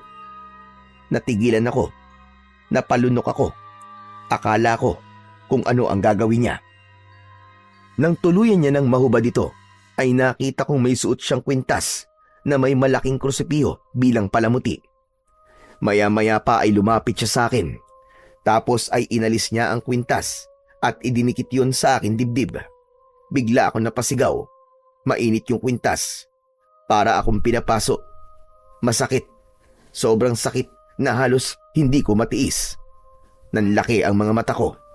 Nahihirapan na rin akong huminga. Teka, sandali. Sumunod ay nakaramdam ako ng hilo. Yung tipong parang umiikot na ang buong paligid ko. Hindi ako makagalaw, hindi ko maiangat maski ang isang daliri ko sa kamay. Nanigas ako hanggang sa naramdaman kong parang hinihigop nito ang lahat ng lakas ko. Tama na! Tama na! Lalong uminit yung kursipiyo hanggang sa huli, nandilim na ang paningin ko. Ngunit bago pa ako tuluyang mawalan ng malay at bumagsak, naramdaman kong may mga bisig na sumalo sa akin. At pagkatapos nun, wala na. Tuluyan nang nag-blackout ang mundo ko. Pagdilat ng mga mata ko, nakita kong madilim na ang paligid. Walang ilaw kahit saan. Hindi ko alam kung anong oras na, pero alam ko na gabi na. May tao ba dyan? Tulong! Tulungan niyo ako! Saklolo! Walang sumagot. Bigla kong naramdaman ang mga braso ko. May nakapulupot na tali. Napailing ako. At talagang tinali ako ng buwisit na yon. Hayop! Hayop! Gumalaw ako. Sinubukan kong tanggalin ang pagkakagapos, pero nabigo ako. Dahan-dahan kong kinapaan sarili ko. Nag-alala ko na baka meron siyang ginawang masama sa akin. Pero nang makapakong may suot akong damit at wala namang masakit sa akin maliban sa ulo at labis na panghihina. Tapos ay naalala ko pa ang sinabi niyang hindi siya pumapatol sa mga kagaya kong aswang. Natawa ako at napailing. Ako? Aswang? Baliw talaga! Lumakas ang tawa ko, pero ilang sandali ang nakalipas, bigla ako natigilan. Naalala ko kasi ang panaginip ko. Yung panaginip kung saan ipinakita sa akin kung paano namatay ang mga magulang ko. At sa panaginip na yon, hindi sila mga tao kundi mga aswang. Pero naalala ko din yung sabi ni Tatay Ismael na mga tao kami, na inosente ang mga magulang ko at napagbintangan lang ng mga masasamang tao na yon na pinangungunahan ng tatay mismo ni Jericho. Nalito ako. Hindi ko na alam kung ano ang paniniwalaan ko ng mga oras na yon. Biglang kumirot ang ulo ko at muli akong napapikit. Maya-maya pa, may narinig akong mahinang tunog mula sa labas. Bigla akong napamulagat. Parang may mahihinang mga yapak na papalapit. Napalunok ako. Ilang segundo, biglang may malakas na liwanag na pumasok sa mga siwang ng pintuan. Bumukas ang pinto. Iniluwa nito si Jericho. May isang malaking flashlight. Hindi siya umiimik. Diretso lang siyang pumasok na para bang wala ako doon at hindi niya nakikita. Isinabit niya sa itaas ng kubo ang flashlight at sapat na ang ilaw noon para maliwanagan ang loob ng kubo. Tahimik lang ako. Sinusundan ng kanya mga galaw. Nakatingin ako sa kanya ng masama at puno ng pagkasuklam. Tapos may narinig akong mga huni ng sisiw. Dinala ko dito yung mga paninda mo. Pero mamaya na natin pag-uusapan ang tungkol sa kanila. May dala akong pagkain. Kumain ka na muna. Hindi ko kailangan yan. Hindi ako nagugutom. Pakawalan mo na lang ako. Hindi kita pwedeng pakawalan. Hindi ko alam kung anong masamang hangin na nagtulak sa'yo para pumunta dito sa baryo namin. Kaya dito ka na muna. Manatili ka dito hanggat hindi ko nasisiguro na ligtas ang baryo namin laban sa'yo at kung sino man ang mga kasama mo. Ilang beses ko man sasabihin sa'yo na wala akong gagawing masama sa inyo. Isa lang akong ordinaryong tindera. Bakit ba ang kulit mo? At talagang paninindigan mo yan, ha? Talaga? Kumain ka. Ayoko nga sabi. Bakit ba ang kulit mo? Eh di wag kung ayaw mo. Bakit ako ba magugutom at manghihina? Bahala ka na. Uwi na ako. Magmamatigas pa sana ako. Pero nang maramdaman kong kumalambigla ang sikmura ko, bigla kong naisip na kung manghihina ako, ay mas lalong mawawalan na ako ng pagkakataon na makatakas.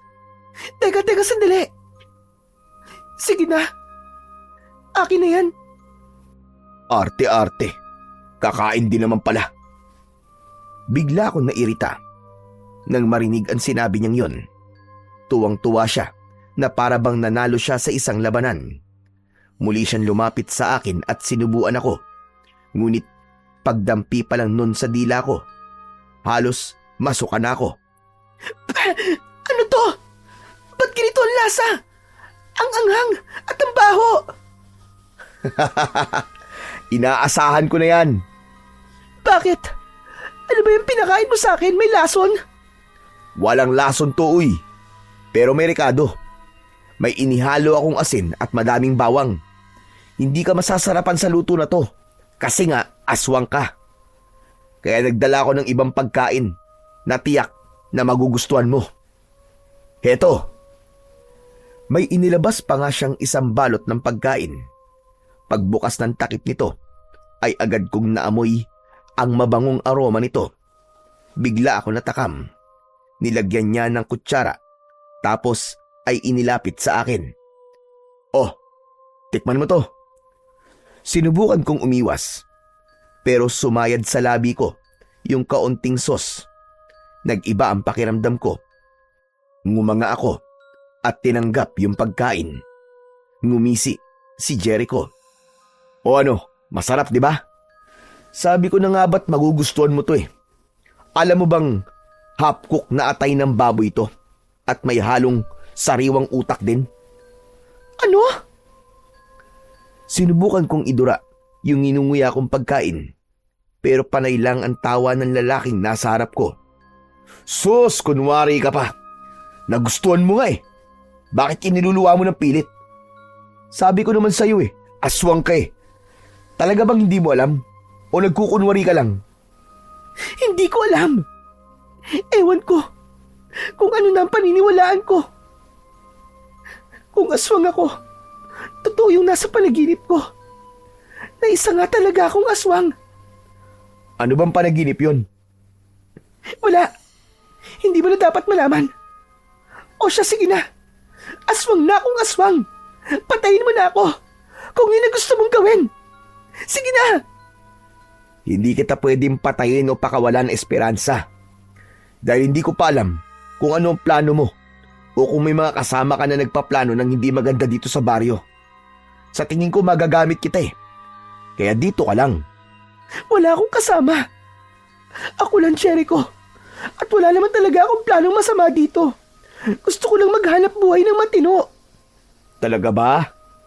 Sige, tignan mo to. Lumabas siya at pagbalik niya, may dala na siyang 2 maliliit na itim na sisiw. Heto, tignan mo tong mga binibenta mo. Inilapag niya malapit sa akin yung mga hawla. Nakita ko ng malinaw, iba ang galaw nila, iba ang mga mata nila. Mapula, tapos ay hindi ito mapakali. Ilang sandali pa ay nakita kong nagbago ito ng anyo. Yung sisiw ay naging ibon. Nakabuka ang tuka nito na para bang handang manuka. Ang mga ibon na to ay ginagamit ng mga mangkukulam para gumawa ng aswang. Ngayon sabihin mo sa akin na wala ka talagang alam. Wala. Wala talaga akong alam dyan. Binili lang naman ng tatay ko mga sisiw na yan sa kaibigan niya. Baka nalabutahi lang yung mga taong yun. Wala akong alam tungkol sa mga ibon na yan. Hindi pa din ako kumbinsido. Kaya dumito ka na muna. Bigla siyang lumabas, dala ang mga sisiw. Hindi na ako nakapagsalita hanggang isinarado niya na ang pinto. Iniwan niya akong nakatali pa rin. Napatingin ako sa pagkaing iniwan niya. Para bang bigla akong natakam. Literal talaga na naglaway ako. Dahan-dahan akong yumuko. Tapos kinain ko yon gamit ang bibig ko dahil nakatali pa rin ang mga kamay ko. Pagkaubos ko nito ay parang hindi ako nakaramdam ng pagkabusog. Sa halip, parang mas lalo pa akong nagutom. Maya-maya pa, biglang uminit ang katawan ko para akong lalagnatin at ilang segundo pa, hindi na normal ang boses na lumalabas sa bibig ko. Naging mababang ungol na ito na parabang galing sa isang mabangis na hayop. Kinabahan ako. Napatingin ako sa mga braso ko at nanlaki ang mga mata ko nang makita kong may tumutubong maitim na balahibo. Pati binti ko, unti-unti na ding nagbabago. Doon ako biglang natahimik. Napatunayan kong totoo nga na aswang ako. Totoo yung panaginip ko at totoo lahat ng mga sinabi ni Jericho. Biglang tumulo ang luha ko. Hindi ko na napigilan. Sinubukan kong tumakas. Ginamit ko ang lakas ko para pigtasin ang tali. Pero sadyang matibay yun. Hindi ito ordinaryong tali lang. Para bang nilagyan ito ng mahika. Bakit wala akong alam? Bakit ngayon ko lang nalaman to? Nainis ako at natakot. Buong buhay ko, pinaniwala ako ni Tatay Ismael na normal ako. Minsan ko pang ang hiniling sa kanya na gawin niya akong aswang, pero tumanggi pa siya, kaya mas lalo ako nalito. Marami akong tanong na alam kong si Tatay Ismael lang ang makakasagot. Sinubukan ko pa ulit nakalasin yung tali, pero nabigo pa rin akong makatakas. Kinabukasan, nagising ako sa mahinang tapik sa balikat ko. Pagmulat ko ng aking mga mata, ay nakita ko ang binatang si Jericho. Bigla akong napatingin sa mga braso at binti ko at para akong nabunutan ng tinik nang makitang wala na ang mga balahibo. Mabuti naman at gising ka na. Ang hirap mong gisingin. Ang sarap ng tulog mo. Hindi ako sumagot. Hindi ko siya matignan. Nahihiya ako at kinakabahan. Parang gusto ko na talagang lumubog sa lupa ng mga sandaling yon. Pero may dala siyang pagkain para sa akin. Inilapag niya yun sa harap ko na para bang walang nangyari kagabi. Maaliwalas ang mukha niya at tumatawa pa. Inayos niya ang pagkain. Tapos ay nagtangka siyang subuan ako ulit. Pero umiwas ako at hindi na nakatiis na magsalita. Bakit mo ginagawa to? Kaaway mo ako, di ba? Bakit ka pa nag-aabala na pakainin ako? Pwede mo naman akong pabayaan dito eh. Hayaan mo na lang ako mamatay sa gutom para wala ka ng problema. Hindi ko pwedeng gawin yon. At bakit hindi? Kasi kailangan mo pa ako. O kaya naman, ay iniisip mo pa kung paano ako papatayin? Hindi kita pwedeng patayin ng basta-basta. Hindi ako basta-basta nang huhusga kung kalaban ka o hindi. Pinag-aaralan ko pa kung dapat ka ba talagang mamatay o hindi. Ganun? Pero bakit? Natutunan ko kasi yun sa tatay ko. Ang sabi niya, wag ako basta-basta manghuhusga, maski pa kaaway. Natutunan mo sa tatay mo si Mandado? Teka, kilala mo ang tatay ko? Oo, kasi siya ang pumatay sa mga magulang ko. Yun ang nakita ko sa panaginip ko. Pinatay niya sila na walang pakundangan. Sina Ronald at Fe, ang mga magulang ko. Teka, natatandaan ko sila. Sila yung sinunog ng mga aswang noon. Oo, tama. Pinatay sila at sinunog. Walang awa ang tatay mo. Pumatay siya ng mga inosente. Nagkakamali ka. Pinatay sila dahil masasama silang mga aswang. Nambibiktima sila ng mga tao. Pumapatay. At kabilang sa pinatay nila at kinain ay ang kapatid ko. Ang kapatid namin ni Buknoy. Sanggol pa lang ito ng biktimahin ng tatay mo. Hindi. Hindi totoo yan. Mahina, pero diretso kong sinabi. Kahit nanginginig ang boses ko, pilit kong pinanindigan ang mga sinasabi ko. Totoo yun. Dahil ako mismo, Esperanza, ang nakakita sa tatay mo. Siya ang tumangay sa kapatid ko. Wala akong masabi sa pagkakataong yun. Para akong pinagbagsakan ng langit at lupa sa mga sinabi niya. Hindi mo alam kung gaano kasakit ang nangyaring yun. Nang mawala ang kapatid ko, nalungkot ng gusto ang nanay ko. Alam mo bang Nagpakamatay siya ng dahil doon. Hindi ko alam. Wala akong alam. Ang alam ko lang ay yung ipinakita sa akin ng panaginip ko na pinatay sila sa harap ko at saka sinunog. Hindi ko alam na masama pala talaga sila kaya sila pinatay. Nakita ko silang naging aswang. Pero may nakapagsabi kasi sa akin na hindi lahat ng mga napanaginipan ko ay totoo. Ang sabi niya, wala daw kasalanan ng mga magulang ko. Na pinagbintangan lang daw sila. Hindi ko alam na gano'n na nangyari. Ang sabi lang kasi sa akin, inosente daw sila. Hindi ko na alam kung ano ang totoo. Hindi ko na napigilan ang sarili ko na mapahagulgol. Mabigat na mabigat ang loob ko. Napayuko si Jericho. Hindi ko alam kung galit siya o nalilito na rin. Mabuti papatayin mo na din ako. Masama akong aswang, Jericho. Masama din akong aswang katulad ng mga magulang ko. Tumigil ka. Hindi kita papatayin. Ano bang tingin mo sa akin, isang hayop? Na basta nalang papatay? Napatitig ako sa kanya. Hindi ko alam na kaya din pala ng isang tao na di mangusga kahit nagdudumilat na ang katotohanan na isa akong aswang.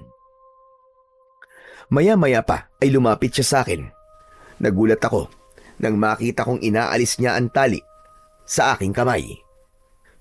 Pinapakawalan mo na ba ako? Oo, makakauwi ka na. Pero may isang kondisyon. Wag ka nang babalik dito sa baryo Kapag nakita pa kitang gumagala dito, hindi na ako magdadalawang isip na saktan ka. Kailangan ko kasing protekta ng mga tao rito Yung kasi ang habili ng tatay ko bago siya mamatay. Napayuko ako. Hindi ko alam kung dapat ba akong matuwa, mahiya, o mas matakot. Hindi mo ako kilala, Jericho. Hindi mo alam kung ano pa ang pwede kong gawin. Wala akong pakialam dahil di naman ako takot sa'yo Sige na, umalis ka na. Binuksan niya ang pintuan at tumayo sa may gilid na para bang hinihintay na lumabas ako. Nung una ay nag-aalangan ako pero sa bandang huli, pinili kong lumakad palabas. Tahimik akong naglakad mag-isa papunta sa baryo. At nang makarating ako doon ay sumakay na ako ng tricycle na maghahatid naman sa akin sa sakayan pauwi naman sa bahay. Samantala, nang makarating ako sa bahay namin, pagbukas ko ng pinto ay nakita ko si tatay na nasa sala. Nagulat pa ito nang makita ko. Agad siyang lumapit sa akin at niyakap ako. Anak, saan ka ba nanggaling? Bakit hindi ka umuwi kagabi? Ano nangyari sa'yo? Hindi ko siya sinagot. Bumitaw siya sa pagkakayakap at tinignan ako. Nagtaka siya sa aking biglang pananahimik. Tay, itigil na natin to. Bigla siyang natigilan. Halatang nagulat siya sa sinabi ko. Alam ko na po ang totoo, Tay. Totoong aswang ang mga magulang ko. May nagawa silang mali, kaya sila pinatay. Ano? Paano mo naman nasasabi yan? Natagpuan mo na ba si Dado? Hindi po. Pero nalaman ko pong patay na si Mandado. Wala na tayong dahilan para magiganti pa dahil matagal na siyang patay. Hindi anak. Itutuloy pa rin natin ang pagsalakay. Lalo na ngayon. At wala nang magiging hadlang sa pagsakop namin sa baryo na yon. Pagsakop? Teka. Anong pagsakop? May plano kayong sakupin ng baryo? Tama ka nang narinig, Iya. Sasakupin namin ang baryo na yon. At lahat ng tao doon ay gagawin naming mga kauri natin. Hindi. Wala tayong usapang ganyan, Tay. Pero hindi na siya sumagot. Mabilis siyang tumalikod sa akin at lumabas ng bahay. At mula noon ay hindi na siya umuwi. Ilang araw ko din siyang hinintay hanggang isang gabi ay nakita kong bilog na bilog ang buwan. Naalala ko ang sinabi sa akin ni tatay. Nakabilugan ng buwan sila sa salakay sa baryo na yon. Bigla kong naisip na baka nga ituloy nila ang masamang balak nila sa baryo na yon. Agad akong naganda. Naisip kong kailangan kong pigilan ng tatay ko at iligtas siya sa kapamakan. Lalo na at hindi ko naman nasabi sa kanya na may natitira pang malakas at makapangyarihang albularyo sa baryo na yon. At kailangan ko ding iligtas ang mga inosenteng tao na wala namang kinalaman sa pinaglalaban namin ni tatay. Ngunit nakakailang hakbang pa lang ako mula sa bahay namin papunta sa bakuran ay bigla akong nakaramdam ng pananakit ng katawan. Napasigaw ako habang pakiramdam ko ay pinupunit ang laman ko. Naglalagutukan ang mga buto ko. Maya-maya pa ay napansin kong tumubo na ang itim na balahibo sa mga braso at binti ko. Nang pakiramdaman ko ang loob ng aking bibig, ay alam ko na tinubuan na din ako ng mga pangil. Hindi! Kailangan ko makarating sa baryo na yon. Hindi pwedeng mangyari ang binabalak nila tatay. Mali yun! Maling-mali! Walang dapat na masaktan! Nagpatuloy ako sa paglalakad, pero ilang sandali lang ay naramdaman ko ang matinding kirot sa ilalim ng aking kilikili. Parang may lumalabas doon na buto. Kasunod nito ay ang paglapad ng balat ko. Pagtingin ko, nakita kong tumutubo na nga ang malalaking pakpak sa ilalim nun. Sinubukan kong ikampay yun.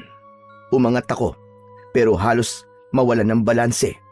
Sinubukan ko muli at nang makuha na ang tamang timpla, mabilis akong umangat at nakalipad. Mabilis kong tinunton ang direksyon papunta sa bahay nila Jericho. Dumapo ako sa bubong ng dahan-dahan. Pinakiramdaman ko kung naroon sila pero mukhang walang tao. Pagtingin ko sa plaza ay naroon silang lahat. Mukhang kapistahan at sama-samang nagsasaya. Malakas ang tugtugan at nag-iinuman sila. Hinanap ko si Jericho at nakita ko siya sa gitna ng bulwagan. Ilang minuto ko nagbasid. Naging 1 oras. Hanggang sa wakas, nakita ko siyang tumayo at nagtungo sa isang madilim na bahagi. Hindi ko na pinalagpas ang pagkakataong yun. Maingat akong tumungo dun. Saktong pagdating ko ay nakita kong nagtataas na siya ng siper ng kanyang pantalon. Sumulpot ako sa harap niya. Nanlaki ang mga mata niya at napaatras. Muntik nang mapasigaw. Jericho! Ako to si Esperanza! Huwag kang maingay! Nanlaki ang mga mata niya habang tinititigan ng anyo ko. Alam kong nakikita niya, maski madilim. Bakit ganyan ang itsura mo? Huwag na natin pag-usapan kung gaano kapangit ang itsura ko. Ang importante, mabalaan ko kayo. Mabalaan? Para saan? Sasalakayin kayo ng mga aswang ngayong gabi. Kailangan niyo maganda. Ano? Bakit? Gusto nila sakupin itong baryo. Teka sandali. Bakit mo sinasabi sa akin to? Kasi ayoko madamay kayo sa pagiganting gagawin ng tatay ko. Wala kayong kinalaman sa pagkamatay ng pamilya niya, tulad ng pagkamatay ng mga magulang ko. Si Buknoy, lalo na siya, bata pa siya. Hindi pwede to. Ilan sila? Hindi ko alam kung ilan sila. Walang sinabi sa akin ng tatay ko. Anak ng... Halos lahat ng mga tao dito lasing na. Gumawa ka ng paraan. Iligtas mo sila. Ngunit hindi pa man kami tapos na mag-usap, ay biglang narinig namin ang malakas na hiyawan sa plaza. Nagkatinginan kami ni Jericho. Mabilis siyang kumilos. Tumakbo siya kagad at ako naman ay sumunod sa kanya. Pagdating namin doon, nakita namin ang halos 10 aswang na umaatake sa mga tao. May mga tao ng sugatan at ang iba naman ay tumatakbo na palayo. Mga hayop kayo! Anong ginagawa niyo dito? Mabilis kong iginala ang aking mga mata at hinanap si Tatay Ismael. Nakita ko siya, mabilis na tumatakbo pasugod. Kagad ko siyang nilapitan. Tay! Tama na, pakiusap! Huwag mo akong pigilan! Galit na galit ang kanyang malahalimaw na muka. Hindi niya ako pinakinggan, bagkus ay sumugod siya at iwinasiwas ang mahahaba niyang mga kuko. Tinamaan ako sa tagiliran. Habang nagkakagulo, nakita kong papalapit na si Jericho kay tatay. Nakaambaan sandata niya. Hindi alam ni tatay dahil nakatalikod siya. Ramdam kong papatay na talaga siya ni Jericho. Mabilis akong tumalon. Agad kong sinunggaban ang sandata ni Jericho bago pa niya ito maibaon sa katawan ng tatay ko. Wag! Wag ang tatay ko! Pakiusap! Ngunit katulad ni tatay, ay hindi rin siya nakinig sa akin. Pilit niyang iwinawaksi ang kamay ko. At sa tindi ng pagkagusto kong iligtas si tatay, hindi ko inaasahan na mahihila ang kwintas niya, napigtas yun at tumilapon sa lupa. Pupulutin sana niya, pero mabilis kong sinipa palayo. Nakikiusap ako! Wag ang tatay ko! Nakausapin ko siya na itigil na to! Wag mo siyang saktan! Pasensya na, pero hindi kita mapagbibigyan. Ilang sandali pa ay may 3 aswang na biglang sumugod sa amin. Hinarap sila ni Jericho. Naging abala ito sa pakikipaglaban. Nawala sa isip ko si tatay. Ngunit ilang sandali ay nakita kong hawak na niya si Buknoy. Kuya! Kuya, tulungan mo ako! Biglang napalingon si Jericho nang marinig ang malakas na pag-iyak ni Buknoy. Halos manlaki ang mga mata ko nang makita kong iniumang ni tatay ang matatalas niyang mga kuko sa leeg ng bata. Papatayin ko ang batang ito! Wag! Wag ang kapatid ko pakiusap! Kapatid mo pala ang bubuit na ito, ha? Kuya, tulungan mo ako! Ayoko pa mamatay! Papatayin kita! Papatayin ko kayong lahat! Hindi ko papayagang mangyari yon! Walang iya ka! Tumahimik ka! Naaamoy ko sa batang ito ang dugo ni Dado. Papatayin ko ang anak niya, tulad ng pagpatay niya sa mga anak ko! Tay, tama na! Huwag mong idamay ang bata! Isa ka pa! Bakit hindi mo sinabi sa akin to? Isa kang traidor!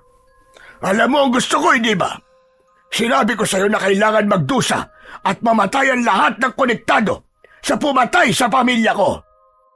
Pero walang kinalaman ng bata, Tay! Kung gusto mo, ako na lang! Ako na lang ang patayin mo! Pero hindi niya ako pinakinggan. Lalong tumalim ang tingin niya. Parang wala nang natitirang konsensya sa mga mata niya hanggang sa dahan-dahan niya nang idiniin ang kanyang mga kuko sa leeg ni Buknoy. Kuya! Ate, tulungan niyo ako! Nakaramdam ako ng awa para kay Buknoy. Dahil doon ay bigla akong napatalon sa harap ni tatay.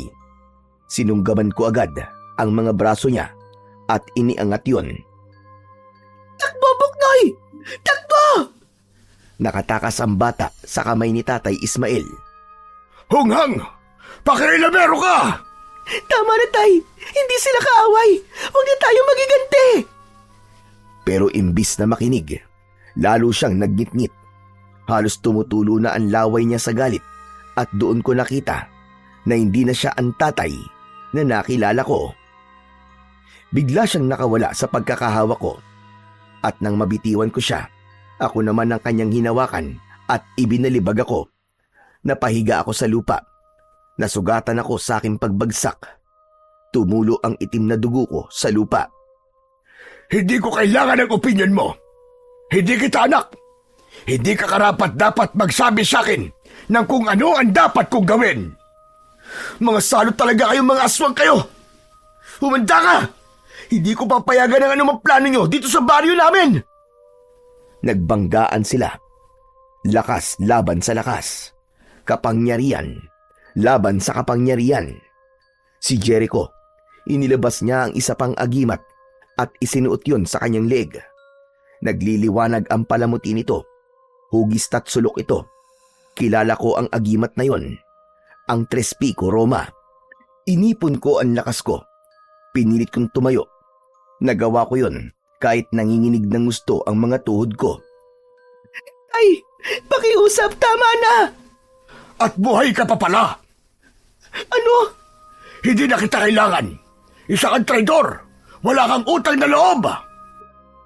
Bigla niya akong sinugod at itatarak sana niya muli ang matatalas na kuko. Pero naunahan ko siya. Nasaksak ko siya sa dibdib, gamit din ang aking mga kuko. Walang hiya ka! Traidor ka! Patawarin mo ako, Tay! Patawad! Napaatras ako at muling natumba. Hindi na ako makakilos sa pagkakataong yun. Hinang-hina. Para akong nadikit sa lupa. Masakit na masakit ang katawan ko at parang init na init ang pakiramdam ko. Ilang sandali pa, nakita kong bumalik na ang katawan ko sa pagiging tao. Samantala, nang makita ng ibang aswang na patay na si Tatay Ismael, ay nagkanya-kanya na sila ng takbuhan. Lumapit sa akin si Buknoy. Ate, ayos ka lang ba? Wag! Lumayo ka sa akin, Buknoy! Isa akong aswang! Oo ate, alam ko. Pero hindi ka masamang aswang. Lumapit na rin si Jericho. Hinawakan niya ang aking kamay. Salamat sa pagliligtas mo sa amin, Esperanza. Binuhat ako ni Jericho at sinabi niyang gagamutin niya sa bahay nila ang mga sugat ko. Pero pag angat niya sa akin, biglang napasigaw si Buknoy. Kuya, nandito pa yung krus mo. Naigaan ni Ate Esperanza. Muli akong ibinaba ni Jericho. Pinaupo sa lupa at isinandal sa puno. Kinuha niya ang kwintas tapos ay napatingin sa akin. Napansin niyang pula na ang dugon lumalabas sa aking mga sugat. Ano? Isang himala to. Anong himala? Esperanza, tignan mo. Tao ka na. Nilinis ng krus na to ang dugo mo. Jericho, totoo ba to? Totoo. Wala nang sumpa. Tao ka na, Esperanza. Tao ka na. Niyakap ako bigla ni Buknoy. Ate, salamat at tao ka na. Salamat din sa pagliligtas mo sa akin. Wala yun, Buknoy. Pinili ko lang kung ano ang tama. Wala kang kasalanan. Hindi ikaw ang dapat na magdusa sa ginawa ng tatay mo sa aming pamilya. Dahil hindi kasalanan ng anak ang ginawang kasalanan ng mga magulang niya. Mabuti. At pinili mo maging mabuti, Esperanza. Salamat at natapos na to. Halika. Doon ka muna sa bahay at gagamutin ko mga sugat mo. Nang nasa bahay na kami, ay agad niyang ginamot ang mga sugat ko. Pero nang matapos, bigla niyang inabot sa akin ang kwintas na napigtas ko. Sa'yo na. Ano? Pero agimat mo to, di ba? Sa'yo na. Nagligtas ka ng maraming tao ngayong gabi. Karapat dapat kang magsuot niyan. Natulala ako at napangiti. Sinuot niya ang kwintas sa leeg ko. Pagkadikit nito sa balat ko, ni hindi ako nakaramdam ng kahit na anong sakit. Doon ko naramdaman ang tunay na kalayaan. Nawala ng sumpa. Sa nangyaring yun, marami akong natutunan. Hindi perpekto ang tao o kahit ang nilalang na tulad ko. Lahat nagkakamali at may kapalit ang bawat pagkakamali. Tulad ng mga magulang ko na nalunod sa katakawan ng laman at si Tatay Ismael naman ay sa pagiganti at kamatayan nila ang naging kabayaran. At ang pinakahuli, ang sinumang pipili ng kabutihan, sila ang tunay na maliligtas. Ako ang dapat na magpasalamat sa inyo, Buknoy, Jericho. Na dahil sa inyo, makakapagsimula na ako ulit. Tama ang sinabi kong yun. Makakapagsimula na ako ulit nang walang kasinungalingan. At sa wakas, mamumuhay na din ako hindi bilang isang aswang, hindi bilang anak ng isang mapaghiganting nilalang, kundi bilang isang babaeng pinili ang kabutihan at pinili ng Diyos na bigyan ng pangalawang pagkakataon. Samantala, pagkaraan ng lahat ng nangyari ay nagpasya akong lumayo. Umalis na din ako sa bahay ni Tatay Ismael at namuhay sa isang baryo na walang nakakakilala sa akin. At ito ay ang baryo kung saan ako ngayon nakatira. Dito ako natutong mabuhay ng normal, natutong makihalubilo, at dito na rin ako nakapangasawa. Sa ngayon, may 2 na akong anak. Minsan, kapag tahimik ang gabi, inilalabas ko ang agimat na krus na bigay sa akin ni Jericho. Ito na lamang ang naiwang alaala ko sa kanya at kay Buknoy.